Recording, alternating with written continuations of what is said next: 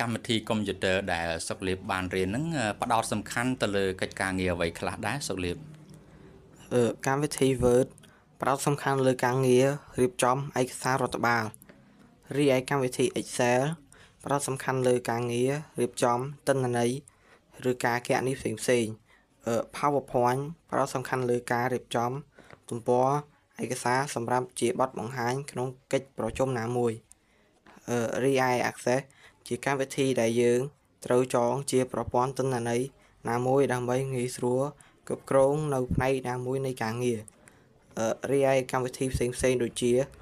Publisher Photoshop Corel ជាកម្មវិធីដែលយើងត្រូវប្រើក្នុងការ design ជាព័ត៌មានបែបពាណិជ្ជកម្មរីឯកម្មវិធី CapCut ជាកម្មវិធីវីដេអូដែលយើងត្រូវចេះរៀបចំ clip ដើម្បីឲ្យមានភាពទាក់ទាញនៅសកម្មភាពការងារណាមួយឥឡូវនេះយើងឃើញគេប្រើប្រាស់ច្រើន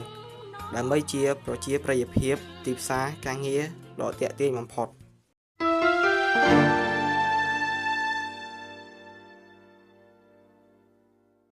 យើងត្រូវចាំអ្វីដែលយើងថតនោះ